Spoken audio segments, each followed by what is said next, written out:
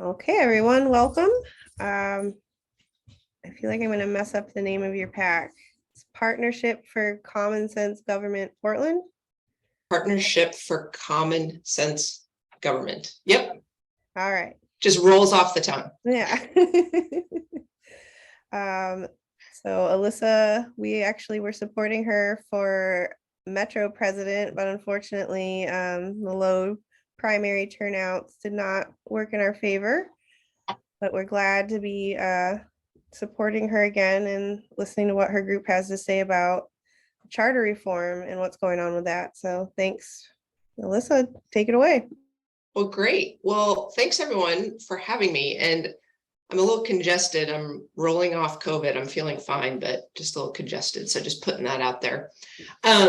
So talking to Vicki before this, just wanted to give your organization, Portland Party, kudos.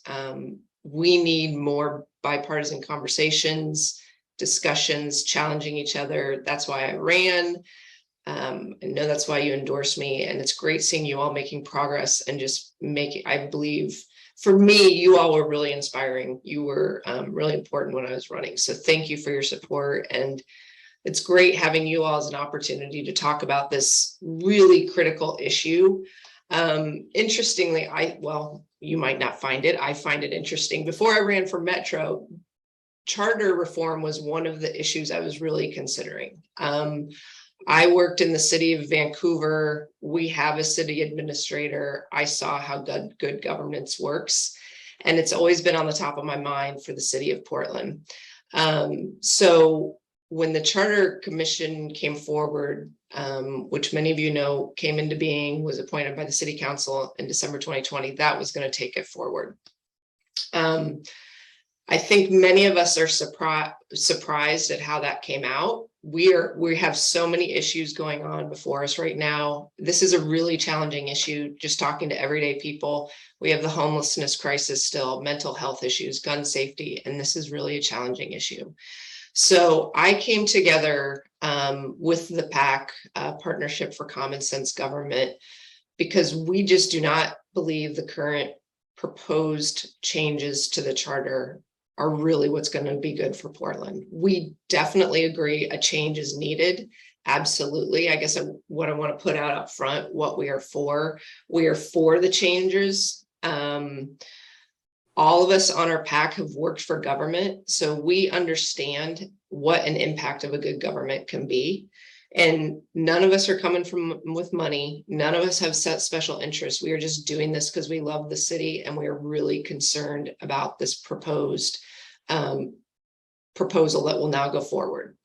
So Vicki and I talked about kind of the format for this meeting tonight, and what I want to do is I'll kind of lay out the foundation. I know, looking at your blog, you've been tracking Commissioner Maps, just gave his points in a town council. But for this group, I'll just go through high level, and really what I'm assuming is we can have some conversation and dialogue, and you can hear from our group why we're campaigning to vote no for this current proposal. Even though we agree the current system is not what we need. We need a city manager. We need to remove the current commissioner manager of departments.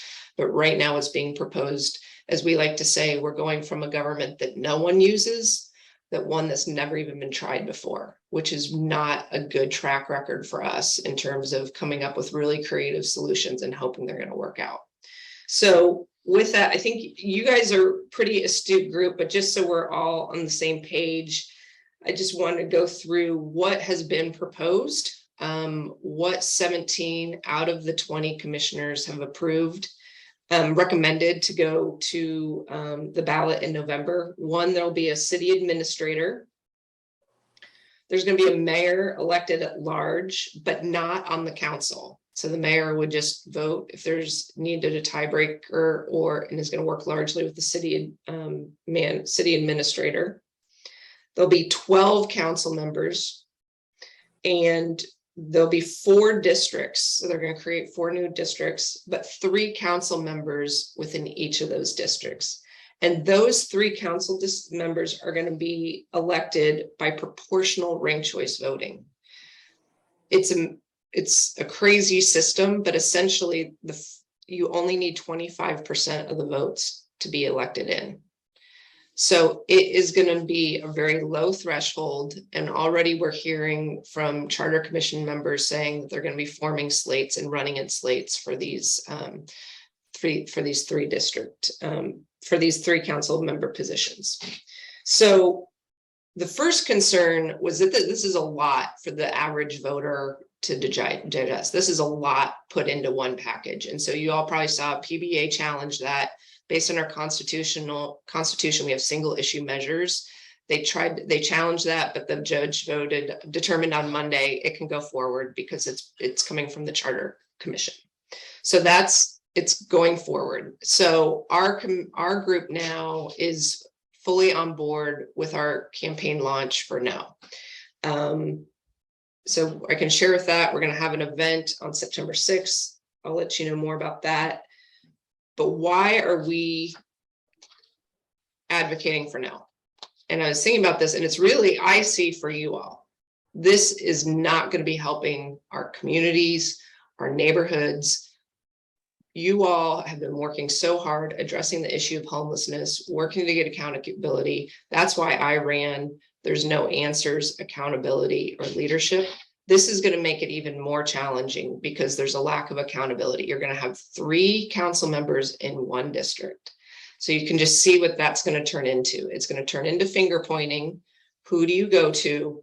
Lack of accountability. And it's going to be incredibly easy for those incumbents to stay in because they have a threshold of 25% of the vote.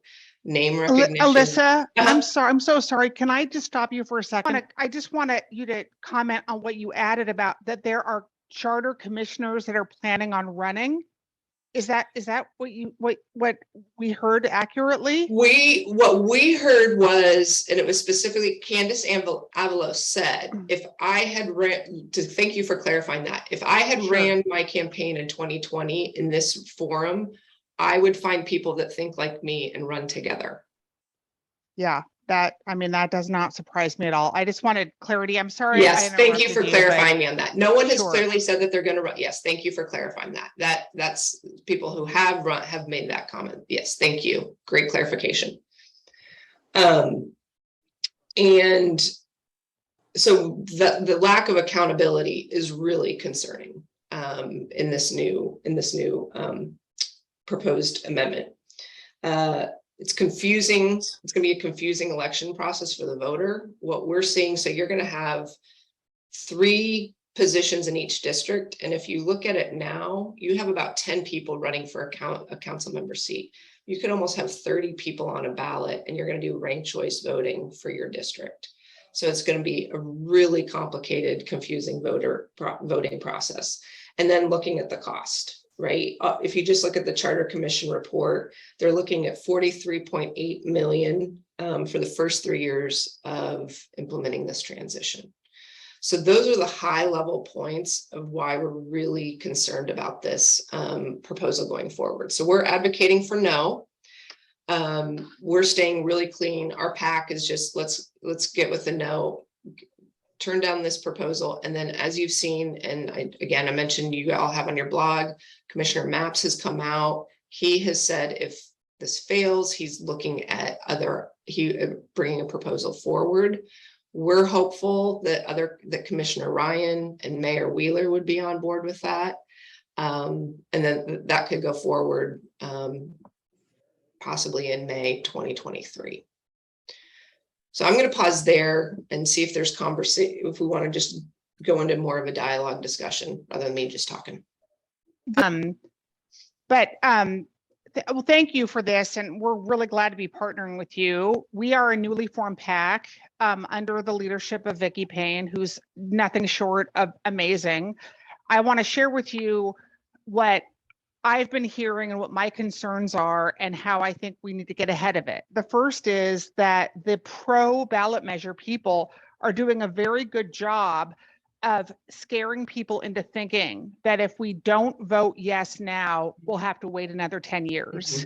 And I absolutely believe we need and with our groups combined, we need to be thinking about now starting to work on a ballot alternative so that we at least can look people in the eye and say, no, we're in the process of presenting an appropriate ballot measure. And figuring out whatever the law says about that. Like, I think and this is not my area of law, but from what I understand, there's nothing stopping us from having a ballot in the next year that does change the charter reform if we get the signatures. So I think the most pressing issue is messaging. People think right now that it's an all or nothing. The other thing is that, and Vicki might think I'm crazy, but if I'm reading the schedules right, Hardesty and Rubio are both going to be missing a city council meeting on August 25th, which still leaves the three most likely commissioners that would endorse or support getting rid of this proposal. I think we need to jump on that and have as many people as possible sign up for public commentary that night, because I think I hate to say it, but these men are weak and they're less likely to do the right thing if Hardesty and Rubio are there looking at them than if they're not there. And if it's a meeting where there's nothing special on the agenda, I don't think the media is going to be paying much attention to it. But if we don't, so that's my big thing. Like, most Portlanders do not understand like what this looks like and what insanity it will bring. And I feel like our number one job right now is to get the messaging out that, like, it's okay, hang in there, vote no, we have a plan. Like, that's what I'm hoping we can partner with, and we can get lawyer volunteers who do know how to do the ballot drafting, because honestly, I'm very disappointed in these two well-funded organizations who have both been shot down. Yeah, I mean, that would be great. And I don't know if you're suggesting you all take on that ballot initiative, that would be significant. What we're trying from our PAC, we're staying true to this no message. But we would, we could take, I can take that back to the PAC. I think that would be important to look at, because what we are saying, what we are working with, and we're talking to the Ulysses PAC, is just making sure, understanding where Commissioner Maps is on this, because that would be the easiest route, right, to go through the council and not have to do ballot signatures. But to take a belt and suspenders approach, right, you all doing a ballot initiative, if it's you, and the council approach would be two clear messages in addition to no. Yeah, we just don't have the name recognition yet. I mean, we don't have, I know, people don't know us yet. And so it's great that, we can do this, but we really need to be partnered with, Vadim is visible and people know him. And but I will tell you, from everything I'm seeing, is that if our plan right now is just vote no, it's a very risky plan. Yep. We hear you, and I know, we hear you, and we're really working on that. No, and it can't just be no. Right. Why hasn't that been publicized yet?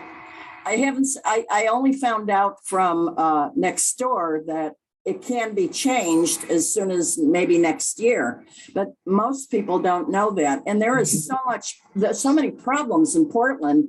People just want to change. So I don't understand why that hasn't been publicized, that this is, we've got another chance to do it if we can just hang in there. Yeah. And so I agree that if it's just no, or let's do something, I think most people are going to vote for something unless they have more information. Yeah. Especially with that comic book that they sent out today. What was that you mentioned that sent out today? Whoever is head of the Charter Commission this afternoon sent out an email to people that were interested in the Charter Commission. They have a comic book explaining all the changes. it's pretty interesting. And if you haven't seen it, you should really take a look at it. Yeah. So they're doing a good job of publicizing this. And just looking at that, it's like, oh, well, okay. But the first thing that jumped out at me when I heard about all this is how are we going to have all these people run our city? I've worked in corporations all my life, and it does, it just turns into chaos. Mhm. So I don't think the messaging has gotten out particularly. I think it's particularly important that people find out that if this doesn't happen, something can happen very soon. That Okay. we don't have to wait for 10 years. So For sure. And we also, I also feel like people need to know that unfortunately, that the city commission appointed activists to be tasked with this, who don't have any urban planning, any policy, any training in this, and that they have exceeded the scope of what the charter commission is supposed to do, and that's an important part of the messaging. Like they've said over and over again, we don't care what the will of the people are. We're going to ignore this poll that says 70-something% of people don't want it to be like individual decisions, and they're going forward like it or not, unless we stop this train. And we have to get that messaging across to the broader Portland. And I say this as a left of center lifelong Democrat. I am not some right-wing white supremacist, despite what Candace Avalos would like to say. But the messaging here is it's the number one thing to get this done or stopped. Well, and Marilyn, to echo your comments, coming again from a business perspective, we sat down and myself and I and one of my PAC members here, Bob Weinstein, is on this call as well. We met with two other charter commission members, and we really were challenging them. Why multi-member districts? Why not single member? Right? That's what we're advocating for. We think districts are great, but just have one district member, because then you know who to go to. You can vote them out if they're not proving results, and you know who's getting the results or not. And what we really talked about is they're very, very focused on representation, right? And their conversation was, we want to provide enough people so that people can talk, be heard, and listen to and talk to different council members. And I said, all due respect, listening and hearing does not solve problems. And there was no pushback. There was no challenge. That's not the mentality of what crafted this charter amendment. That is not, it is purely about increased representation. We believe at our PAC, we can increase representation. We can still have districts. That's I think everyone largely agrees with that. But you can also have accountability. You don't strictly have to have representation. That's what we really want. We think that's where Portland can really be going. Well, I agree with that, with what you just said. And I also am concerned about, as people get elected into the charter, into the new form of government, there doesn't seem to be any, just anybody could run. So we're going to have more people running without any kind of experience running government. So there's it's just fraught with problems. Yeah. Yeah. So publicity seems to be the thing that's lacking from the side of common sense. Yeah, exactly. And Kate, yeah, sorry. Yeah, I want to introduce myself. My name's Kate Kirkpatrick, and I've worked on some of the past failed district representation measures. And I wanted to offer some information that I'm loading into the chat here. Professor Paul Gronke, who is like a voting rights professor at Portland State, we got some information back when we were trying to get the water district away from city council. And this really explains it well. And then I also loaded up an article that he was interviewed for from the Portland Mercury many years ago. It's called Odd City Out. I set up here for people still wondering what district representation means and why Portland is the odd city out. This is a good article. But if you just Google Mercury odd city out, you'll find it. But I'm trying to find a way. So I sent people a link to a PDF that Dr. Gronke did, not for us. This was just something we found out about. And it has some graphs, and I'm trying to figure out a way to capture them and maybe show them on here. But they're really stark. And I think that one of the problems we're having here is that people hear blah, blah, blah charter. Charters are not things in people's lives, right? Right. Representative government is something people understand. And by having it framed as charter reform, people are like, charter doesn't sell. If you say Portland doesn't have representative government, and we need representative government, and every single person, I believe, don't quote me on that, but I believe every single person on current city council, including the mayor, ran on a platform of, yes, we need representative government. And if you can say, we've been promised representative government and this doesn't deliver it, I think that would be part of the message. And then if you can get permission from Dr. Gronke, or maybe find this data and use your own, and use this one graph, it looks like somebody's flipping the bird, because it's like showing proportionality. Because what it really comes down to is how many citizens per representative, right? That's how it works in our, at the state level, at the national level, in Congress. When you have representation, there's a small ratio between the number of people per representative, then you have accountability. That person has to run in a much smaller area. So, and I would say we want just anybody to be able to run, because I guarantee you some wino off the street, pardon my French, I mean, it's like, would do better than these people. And if you have it so that ordinary citizens can run, then you have actual diversity, not just ethnic diversity, but diversity of thought on the council. And generally it's 9 to 12 districts, actual districts, not like what they've done is divide the city into 4 at-large areas where we do the same thing 4 times over, but where you actually have somebody who represents Selwood, somebody who represents Montevilla, or maybe a few. And if you look at a chart, basically until recently, there were only 4 major cities in the US who did not have representative government. Every other one, Austin, Seattle, and one other one I've forgotten, did this years ago, like 10 years ago. Okay, respectfully, sure, I get that. But first of all, what you're discounting is the crazy town that is Portland, and the fact that the percentage, the population that has been completely ignored by our city are us, our constituents, our voters. It's fine to move forward in the future with having this representative stuff, but until we get a stabilized city government who are taking care of the problem, it would be irresponsible to do anything outside of just get a city manager in place. Like I will fight to the death for any sort of like novel or experimental plan right now. We can't recruit people to run now because of the doxing and Antifa and all of that. We're just going to get more and more whack jobs.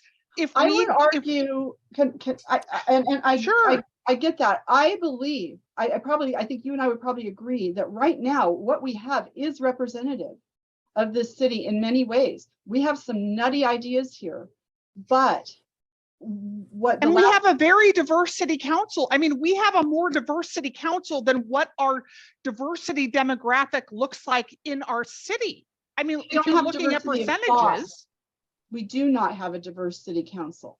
We don't have a city council that represents a whole bunch of the different communities in Portland, the actual communities in Portland. Geographically different. Geographically and demographically different. Well, but now is not the time. I mean, the time right now is just to get a city manager who is trained in policy infrastructure in place, and having the bureaus taken away from these commissioners who are not qualified to run this. Anything else is, I feel like, a disastrous decision.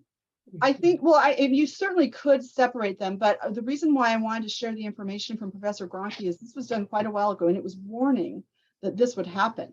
So this kind of predicts the situation we're in. And I have, worked on these campaigns enough and talked to enough people that I am convinced of what I've been told, which is that until you change the form so that reform is possible, you will continue to get crazy.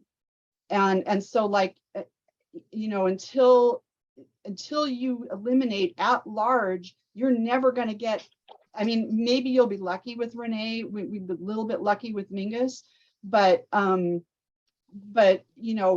think it's certainly fine to say, okay, do the city manager first, but I just think it's important for people to read this research, because the point is that Portland was already crazy enough that when we tried to run bipartisan campaigns like Austin and Seattle did, we were, as you say, we were canceled because it was bipartisan. That didn't get you any points in Portland, and yet that's what you do need.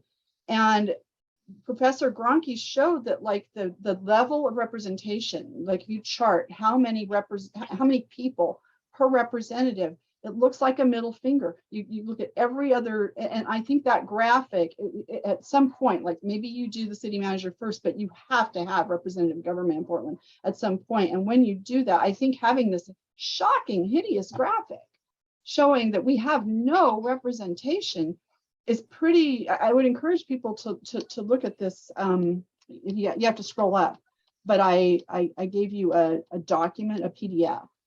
And this is a presentation that this is a guy who oversees voting fraud in other countries, third world countries, is explaining why it's bad in Portland. I would encourage people to read that.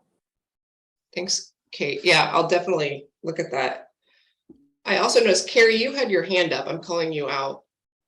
It's down, but I noticed you had your hand up earlier. Oh, thank you. I did, and people answered my question in the chat. So I was just looking for clarity on how this type of ranked choice voting is different than like what's in San Francisco. And what I heard was that it's because of the multi-member districts. Right. It's tied to the multi-member district, which is not done anywhere. Well, at least we have those challenges. We know for sure not in the US. And I know, as Mingus has said, anywhere in the world. There's the other type of ranked choice voting where you're getting 50% of the vote. That's more standard. When you think of ranked choice voting, that interestingly would apply to the mayor in this new proposal, but it's a different type of ranked choice voting for the multi-member districts. Thank you. Mm-hmm. Yeah, and I'll just add to that, in the previous conversation going on between Kate and Edie, a lot of people, including myself, did want district representation. However, they came up with only 4 districts with 3 representatives per district because they feel like the information they have says that would create more equity and less incumbents. But if you guys watched the Park Rose Charter Commission town hall from last month, Park Rose is farther east, and he was very upset that he wasn't getting that, and he still felt that Far East Portland was going to be highly underrepresented with this model. What was the rationale? Does anyone know what the rationale was behind the four geographical divisions with 3 representatives from each one? Yeah, well, Vicky, like you said, yeah, they did the modeling. They hired a consulting firm to do the modeling to see what would get the most representative, broadest. That doesn't make representation. sense in any version of reality. I mean, having dealt with these people and been on commissions before, they did it because they thought it was a way to look like they were giving representative government without actually doing it, in my humble opinion. It's deliberate obfuscation. This has never been done anywhere. It's bull, and it's designed to be bull. Yeah, they mentioned in that Park Rose meeting that specific example they gave right off the bat was land use issues. If there were too many districts, NIMBYism would come into play because nobody wants their neighborhood to be changed, and they thought it would create a lot of issues with that. So there's that.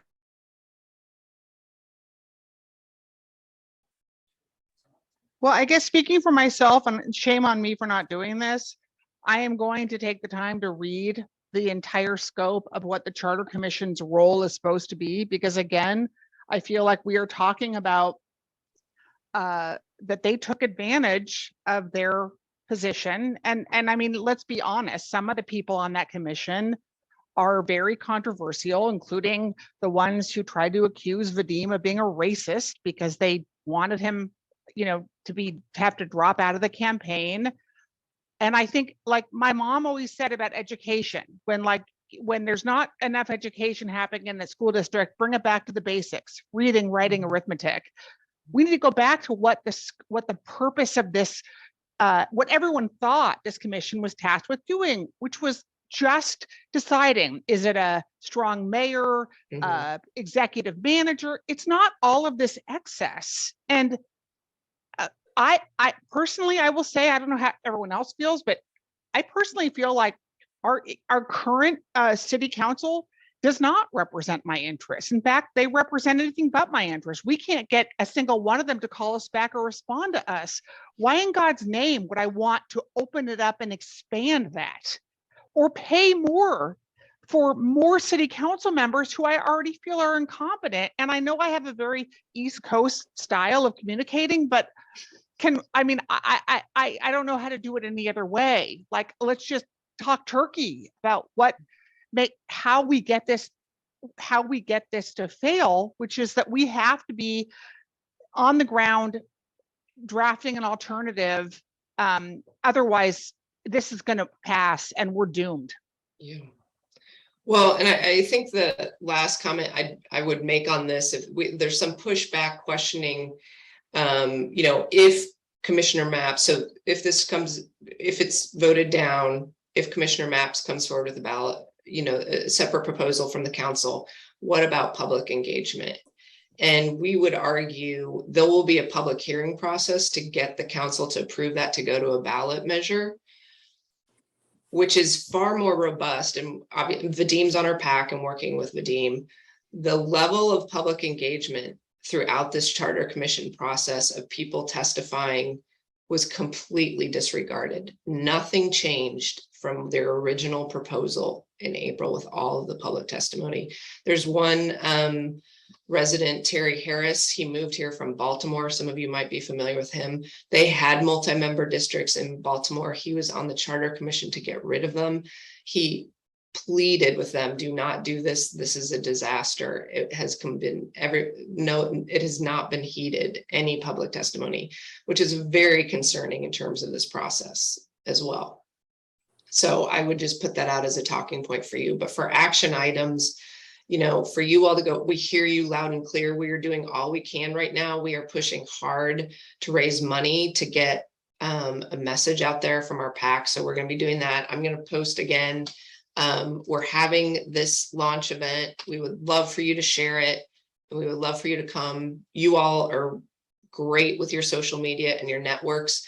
Vicki and I, we chatted. We can follow up on this on how we can coordinate going forward. But we hear you. It's a tight window. We're going to do all that we can to get this clear, clean message of no out there, because this is just not. This is not going to be helpful for the city of Portland. Is the Park Rose group, Vicki, going to join the rest of us? No, unfortunately, even though he was upset with their responses, they are going with a don't let perfect be the enemy of good. There's a lot of people downtown that, you know, they can't wait for change, unfortunately. So they're desperate. They don't mind the chaos if it will maybe deal with the current chaos. So that's what a lot of voters are kind of feeling. So I think. So let me ask it, like, if someone who's listening or is on this, if someone is willing to just do the research to tell us what we legally under the law how and when we can get an alternative ballot on that. It would help if we knew that. And I honestly, like, we're doing as much as we can. Can someone take that on to just research? Okay, let's say that we can draft an alternative ballot. Like, what is the mechanism? How many signatures do we need? And how quickly can we get that on the ballot? Because again, I feel like if it's just a no to this ballot, we're doomed.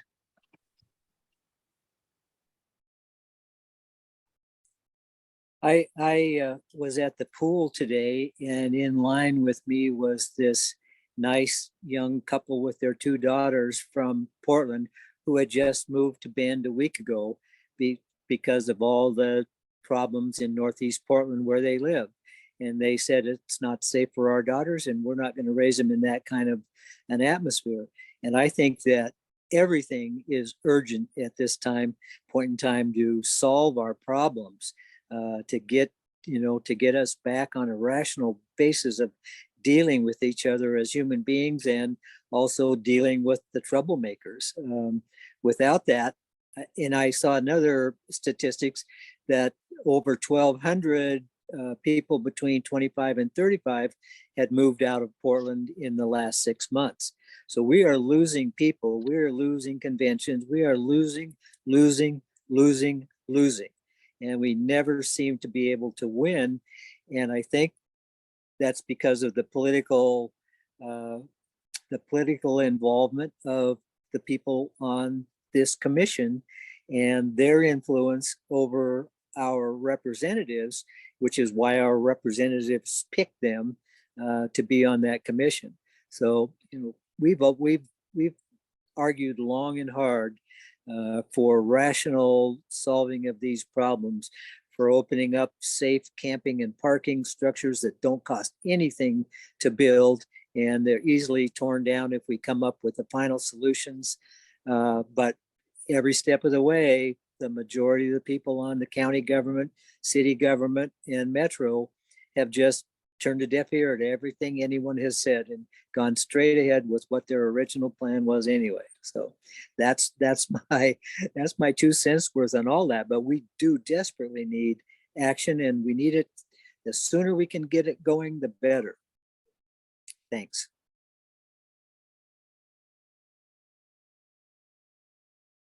Tim Lemaster. So I'm just curious if anybody knows, where is the local media's position on this? The news, the Oregon, the paper, the stations, OPB, et cetera. Have they kind of staked out a position, or they rolled around the critical thinking on this about representational, et cetera? That's a good question, Tim. So based on my recent campaign experience and knowing how different ballot measures are going to go forward, there will be an interview process about a month, probably about 6 weeks before the ballots drop. Yeah. So we'll be doing pros and cons on this issue. So we don't know quite yet, but usually they will come out. You can kind of gauge by what they're publishing, letters from the editor and so forth. Oregonian and Portland Tribune tend to be more conservative, if you will. Sophie Peel with Willamette Week is really tracking this very closely. Unfortunately, we were a little frustrated with her latest piece, positioning it as progressives versus moderates, and we challenged her on that. And we said, no, this is about good governance. And as we've been talking about, and representation, this is not about ideology. I mean, we have some really, if you want, progressive representatives on our PAC. That's not the issue. That's not what this is about. But that's a good question. And we have that, we're tracking that, and we will be positioning for those interviews and those positionings. Okay, I was gonna say, okay, thank you. Alyssa, is there any chance that you can push with that messaging sooner than a month out, 6 weeks out? Sometimes just calling reporters and trying to get messaging out repeatedly. Mm-hmm. I was thinking are, so, I kind of know how this happens, and, they may ignore you. I don't think so, though, because this is such a hot topic. No, and it has been, it's been interesting. KGW is, I mean, they came, we went to a very small forum. They've been really engaged. If you all, can do an op-ed letter to the editor, I think that would be impactful. And that would, if you do the voter pamphlet statement, that's something we need to get in there, and I can coordinate with Vicky on that. So that's due September 12th. So we need to come in with as many people, because they are already, if they've got a comic book already, they are dialed on what's going to go in that voter pamphlet statement. So we're trying right now is to get as many different organizations coordinating for those voter pamphlet statements. So you could align those messages from you all from the Portland Party would be a recommendation. When is that due? December 12th. Okay. I'm December 12th. September, wait. Yeah, September 9/12. 9/12.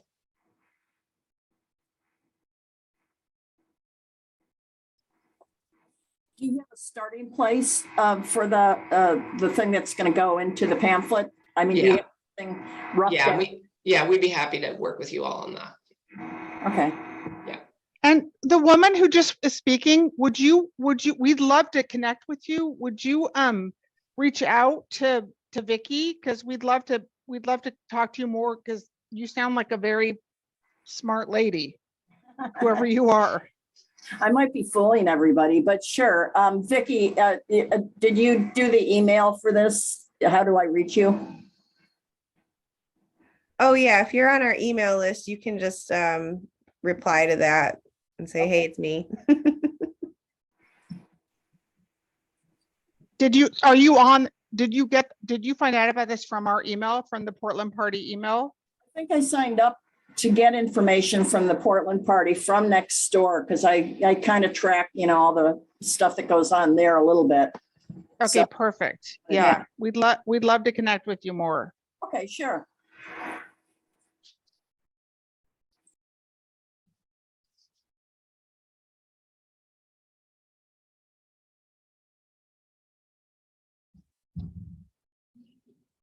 Well, this has been really helpful. And I know, in hearing loud and clear that first comment about people are scared thinking they have to wait 10 years, that's a quick message we need to start dispelling right now.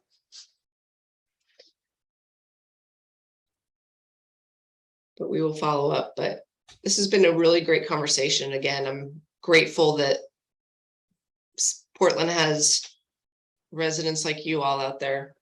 It's a hard fight. I'd like to ask Tim a question, if I could, Tim, because you talked about from your standpoint of watching the city and people leaving.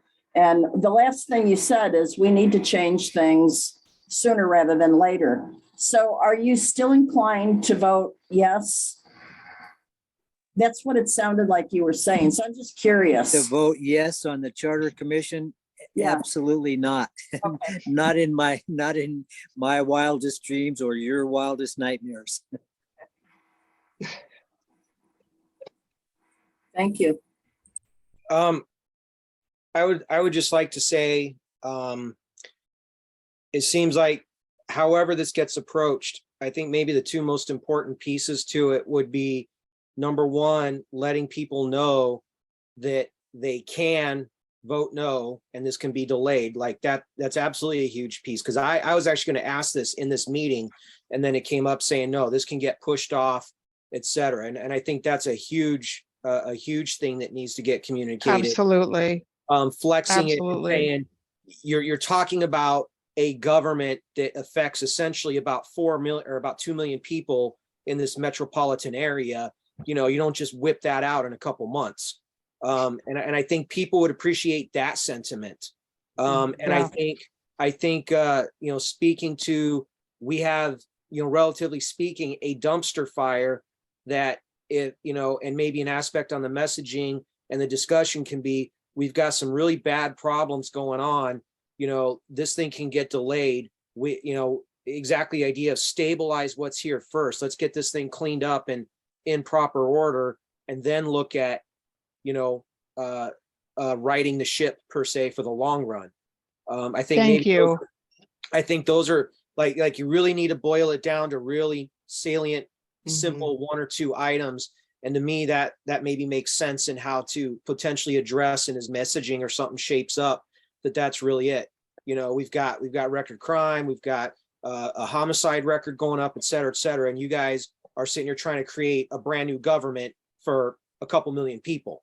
Like this is insane where your energy is going. And then for the voters, you know, exactly that. This can be delayed. And that's certainly Yeah. gonna be a hard one if the big media, it'd be trying to get their support to discuss that and engage them. Because if they can get on board and get that, they may even advocate. I mean, they're impacted by this too. They live here, their business is in here, their safety and everything else that we're dealing with. So just a couple thoughts on that. I love everything you said. It completely like so poignant. And what it's making me realize is that maybe what the Portland Party's job is right now is to just focus on, let's get a ballot alternative and let's focus all of our energy on presenting an option to the voters, because I don't see any other way. Otherwise, I think we're going to get, this is going to get voted in and we're doomed.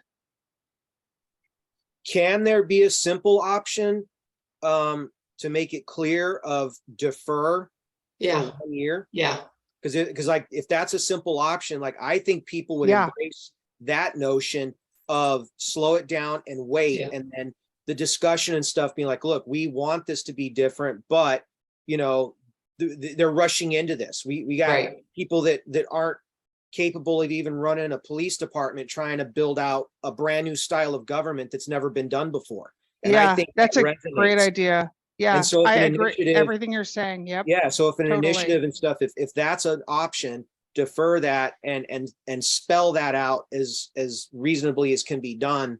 And I think that would resonate. I think that would resonate. A lot of people are not happy, and to say, hey, you know, these people can't even run the city and they're trying to build a brand new style of government. So I think it would really resonate. A lot of people are not happy. I've been knocking doors for my own campaign, and people Yeah. across the spectrum are just not happy with lack of results, really. And this, Yeah, that can be that's used super against them. smart. Yeah, I think that's a great idea. Everything you're saying, I think is spot on. So Alyssa, did you actually list out, or does your PAC specify what line items you do support? And do we know if Mingus is gonna put his Our- proposal out before November? Yeah, our PAC, you know, we're not too focused on that because we don't want, this isn't us versus them, but well, I'll tell you, we're all philosophically aligned. Yes, we need a city administrator. Yes, we need districts, but they need to be single member districts. Okay. I And think, yeah, Clean, much cleaner. I mean, and you know what we could even do, and like Portland Public Schools has 6 districts, like you could even just keep it simple. Portland Public School boundaries, at-large mayor, city manager. Yeah, even allocate them boundaries shouldn't be too tough. And we got house districts. I've been learning about all that, the precincts, et cetera. There are political boundaries of a couple styles drawn based on population. So it shouldn't be too terribly tough for that Yeah. aspect. And they're relatively reasonably grouped with, yeah, well, to an extent with kind of the city cultural geography, I guess. And that's what's known, and yeah, why would you change? Of course. So they're proposing to change that, right? mhm. Okay, I think that's pretty good stuff, because yeah, it looks like we could try to do a single line ballot initiatives, and I think those are the 2 things we'd probably want to focus on as well. Maybe try to get some polls out there to see, like, 'cause I think that's a big question too, is a lot of people were like, what is the right number of counselors? What's the right number of districts? Does anybody really know that answer? And they didn't do that research for us, unfortunately. So Well, there is research out there, and I know there's a group that's been around for about 100 years that's been studying charter reform. And their recommendation is 5 to 9, not 12. Okay. I would think an aspect to it would be an odd number, unless Mhm. the mayor casts. I know there's some weirdness about the mayor casting votes or not, whatever. But in whatever fashion, it ends up as an odd number. And I honestly think, I mean, this is a very normal thing to find across the country. So that's one aspect too. I mean, it's just dust off what's been done. Yeah, dust off what's been done I hundreds know. and hundreds of times across the country for 200 years, really. And like, okay, you know, maybe a couple minor adjustments to fit maybe some particulars for Portland. And there you go. And we don't have to suffer through the tribulations of, you know, people experimenting with this. Yeah, and when most Portland voters, when they're thinking about what they want for charter reform, they want a trained person running day to day, and they want the bureaus to be taken away from Mhm. people who are not trained to Yeah. do that. The rest of this, yes, 5 years, 10 years down the road, great. Let's revitalize. Let's become super avant-garde and like the crazy new. But right now, Portland is a dumpster fire. Like, and I'm not going to pretend that it's not. Like, bring it back to basics. We got and again, if our whole message is just vote no, we're done. I promise you that we're done. They're going to vote yes. So I just wanted to let people know that I confirmed on a city site that the deadline to submit signatures to be on the November ballot was July 8th. Yeah. So the earliest you could do is a May primary. The deadline to submit signatures is January 22nd. And I'm not clear whether you can do, because I don't know if we have a primary election. Yeah. And- Oh, and and- I'm primaries gonna are have to, I'm gonna have to go, but I'd like to make one more comment. What the Charter Commission has proposed is so difficult for highly educated people to understand that I'm sure that, you know, the average person has no way of wading through any of this and coming up with a logical reason to vote yes or no.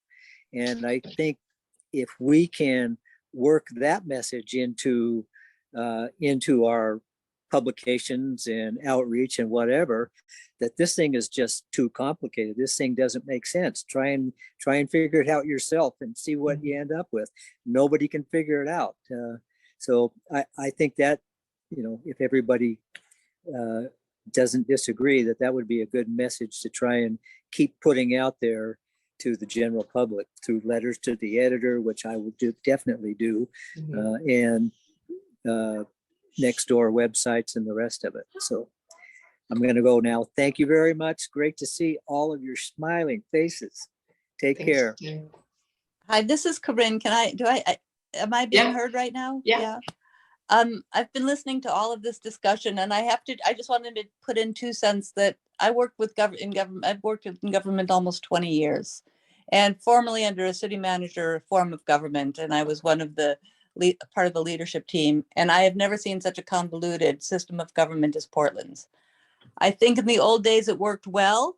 I mean, I moved here out of choice because I thought it was a great city, but I think things are way too complex now and problems too big. Anyway, enough about that. Where I'm going with this is I think that when I look at the charter that they've proposed, I want to reiterate what Tim just said. It is so complex that the average person, we really need a simple message. And I think the other Tim who said, let's vote to defer, get behind Mingus Maps, who says he's going to introduce something next year. Let's not try and develop a new charter ourselves. Yeah. We don't have the skill, the time, et cetera, but it should be done methodically, appropriately. And you're exactly right, Tim. This is what government do all the time. Instead of finding something that works, that's already established, we try and invent something new. It's insane. Sorry, I don't mean to use inflammatory language, but keep it simple. Get a message that people can get behind and that they can explain to their neighbor. I think something that could be helpful, and I don't exactly know the details. Is it possible to do a election next year if it's off the normal 2-year cycle? And if that is the case, I think that's a bonus. I would, messaging wise, I would throw that out there as a bonus because people are focused on campaigns and all kinds of stuff now. And it's just this huge inundation, and it would be less noise for people to understand what is potentially getting set up for the long-term governing of Portland. Just a little bonus. I will find out when the earliest possible time is for us to be able to get a ballot on, like to get something on the ballot. So for any of you that want to stay engaged who aren't already, sign up at portlandparty.org so that like Vicky will send out, as we get more information, if you're on our mailing list, we'll send out those details. But I will take that on because I know the answer is yes. I just don't know all the details. And it's just critical that people know that, yes, this isn't going to be 10 years. So, and I got to take this back to the PAC, but it sounds like vote no and defer. Is that? Yeah. And I just want to reiterate that I found that I posted it. The deadline for primary election, you have to wait 2 more years. So the deadline for November elections is already passed for this year. It's July 8th. So you would be looking at July 8th of next year for a measure. But you know, obviously a city council person. And I think that's fine. I think if Portlanders knew, okay, within the year, we're going to have, like, that's all we need to say. We don't, I mean, I don't think we need to be able to say we're going to have it like now or in 2022, as long as we can say to people, we're going to have a sensible alternative ballot by next summer. That's all we need. Yeah, it'll help. Yeah, and you can. It'll help I to was say just gonna say, you something can't because file it. Mingus doesn't, unless Mingus is actually going to come out with his platform. It's going to be hard to convince otherwise unless we say we're going to do it, I think. And I just confirmed on that site that at any point that you actually have it drafted, it's already, you can already start collecting signatures because you can do it up to 2 years before you submit it. Awesome. I don't want to sound like a cynic here, but MAPS has had 4 months since the conversation on this started. What makes anyone think that he's going to come up with anything out of thin air by the primary next year? Well, he's being really quiet about it. If you watched his town hall, like a couple of constituents actually called him out and asked him why he wasn't taking the side. Like, he's not saying vote yes or vote no. He's just saying, I have a plan if it fails. I'm working on it. Yeah, I don't have a lot of faith. I don't have any faith in him. He's weak. I mean, no offense, but like, he's done this to us before. And, you know, again, a real leader comes out now and says, no, this is no, vote no. Him saying, oh, well, if it fails, then I'll have an idea. What does that do? But he did come out against it. Am I wrong? No, No. He called out the media misinterpreting what he said. If you watch the town hall on his YouTube page, and I posted some notes on our Portland Party blog with the video there as well. He actually doesn't take a side, and he's working on a plan for if it fails, is all he says. I have one other question. I haven't looked up the costs of this charter, this new charter, but somebody told me what they were, and it was and it was like it's going to be 40 million additional a year. I mean, if that's oh yeah, 43.8 over 3 years to transition into this new system. And then how about when we have the new system? How much every year? We're not clear. They haven't decided salaries. They're going to create a separate committee to decide salaries.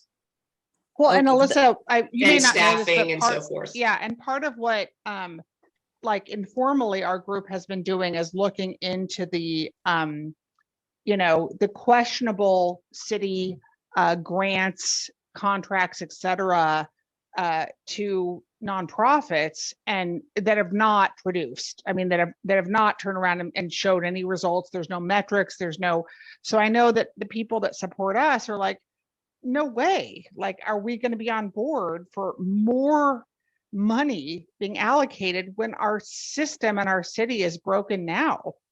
And I do think talking about how much more money this will cost when they don't have the experience or knowledge or have done the due diligence to know what this is going to cost taxpayers. Like that's a big part of the messaging. Right. Yeah, that's Yep. my concern is not they don't have experience or knowledge, because that's very common in local government. I mean, that is concern, obviously, but I think my larger concern is this $47 million that it's going to cost to transition. So my question about that is there a line item budget of what's that? $47 million? That's a heck of a lot of money. Mhm. Yeah. So No line items, none. Vadim spoke to this a little bit at one of the Meet the Candidates thing Vicky put together before the primaries, and a little bit. So that actually is something to consider, as to be mindful of in the process of messaging, et cetera. Going to individual representation. I mean, if it's as big as 12, which it sounds like that might be excessive based on what other people do, but there is the simple fact that you need more staffs to support individual, offices. So there is an aspect and potentially one of those things to be mindful of with people that, are against the representative. I mean, that's certainly a valuable thing for them to waive. Oh, it's going to cost more money. Which of course everybody, I think a lot of people are not happy with how well funds are handled these days. But yeah, that is something to be mindful of. And there is, arguably probably some merit because you have the staffs, although, with this Well, outlaw. excuse me. Right now, every councilman, every commissioner has a staff of, it has a budget of about $700,000 to support their staff. Mhm. And they have about 7 staff people. Maybe it's 750. And I've looked all that up, so I know that's the case. The mayor gets more, the police commissioner gets more. So, but my assumption was, if they're not being commissioners anymore, I mean, if they're not managing departments anymore, they don't need 7 Mhm. staff people. Correct. I mean, there's no way. I mean, I just think those numbers are like crazy. And I mean, I've done budgets in government, and I think there's something there, and that's all I'm going to say about it. But that's a lot of money that we don't have. Yep. And that is one of the points we're advocating for from our PAC, is calling out that cost. Good.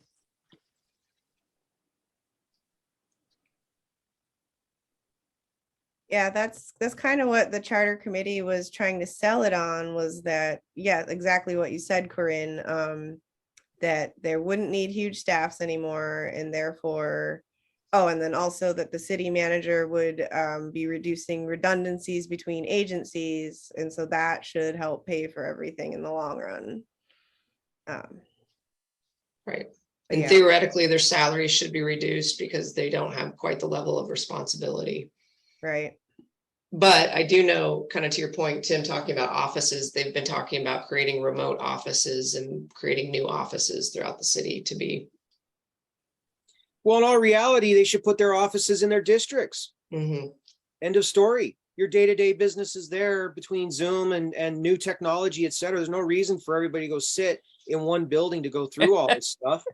I mean, really, put them where the constituents are. And, have a meeting room in the building, and on occasion when you need to, you go there. Everybody should be sitting right in the middle of their districts. Everybody, accessible, not fighting through downtown parking and, the issues and safety issues we got down there. Put them within yelling distance. That's off a lot cheaper. Yeah, people should be accessible to their representatives, plain and simple. And that's some of the common sense that maybe hopefully we can get on the other side of this could all be part of wrapping it up. Which is ironic, because I mean, our group has almost 2,000 members, and every one of them will tell you that not a single city commissioner has ever responded to any of us or Sam Adams. They have completely ghosted us and everyone else, which is part of why I am so adamant that, oh my God, I do not want more of this. Like, I do not want more of this. We have been ignored, abused, discounted. And I feel very fortunate that I live in Southwest Portland. But the great thing about Vicky's group is that I've become friends with a lot of neighbors who live in North Portland and who live in East Portland and live in Lentz. And I can't even begin to describe what they have endured for the last 2 years. My heart breaks. And for a lot of women who are afraid to have their children go out and play because of our city commissioner, our arrogant city commissioners who don't bother to respond to their constituents. Why in God's name would we want to expand that? No, but we have to. But again, if we don't present an alternative, like a concrete, okay, within the year, we will have an alternative, this will pass. A straight no is not going to get it done. So we need all of your help. Please sign up with portlandparty.org and join us in fighting this fight.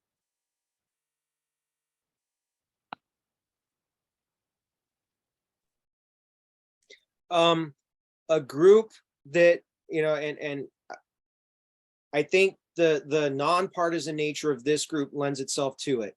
I do know that in the surrounding counties that touch Portland, and I don't quite know where the boundaries overlap, et cetera, but ones that cross into the different counties, I do know that to whatever extent, if you reach out to, at least for what I know, the Republican Party side of things, they would see and get this, and they have no knowledge of this kind of thing going on. So if you're able to contact the county party people, I do know Washington, I understand, has pretty good party going on, but that can help get access. Absolutely. And we are truly, we truly And are I'll bring- bipartisan. And I'll certainly bring it up with the Republican side here. Unfortunately, it's not very strong, to put it very diplomatically. No, that's okay. But I also want Right, to say but that, like, I do have engagement with a lot of people. I had no That's clue this great. was even a thing. And yes, and even maybe too, depending, I don't know what's going on in the Democrat Party world as far as the counties themselves, if they have concerns about this stuff or not. But if you know folks involved, if they do have concerns, then certainly reach into them personally and at least give the discussion. Here's our concerns, representative government, et cetera. But those are a couple big groups to get active. And I do know the Republican side, relatively speaking, do have some people that are very involved and looking for things to get involved at all levels and all styles. I've had people pointedly ask, well, how can I do something? yeah, You know, I certainly point them your way with this group, et cetera. But yeah.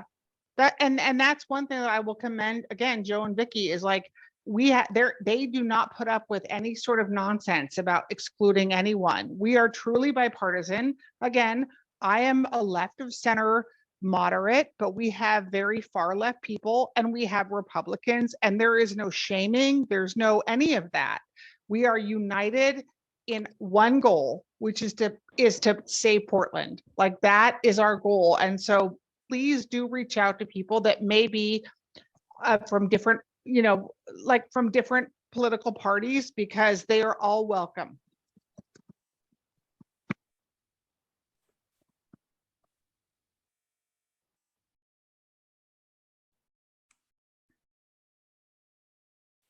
All right, did anybody have any more questions for Alyssa or any general comments or anything? Hey, Vicky, did you say that the transcripts or something from this session will be available? Yeah, we've been recording it. I'm gonna have somebody edit a couple things, but we'll be sharing it on the Portland Party blog and on our YouTube page, and sharing it out on Facebook and Twitter. And I'll send a copy to Alyssa, or she can share it from those social media as well. And yeah, you guys share it widely. We want everybody to be informed and know what their options are, since the media is not obviously portraying it well, and neither is the Charter Commission.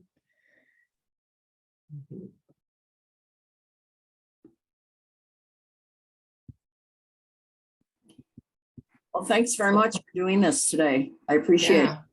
Thank you. Thanks, Vicky. And we look forward to Thanks, collaborating. Vicky. Yeah, and Alyssa shared her event next month, and we are hoping to do some Sunday Portland Party meetups to meet candidates, and so hopefully we'll be able to have this group out again for a wider audience. Especially, we want to hit out farther East Portland, where people feel unheard. So yeah, thanks everyone for joining us today. Thank you. Thank you. Have a good night.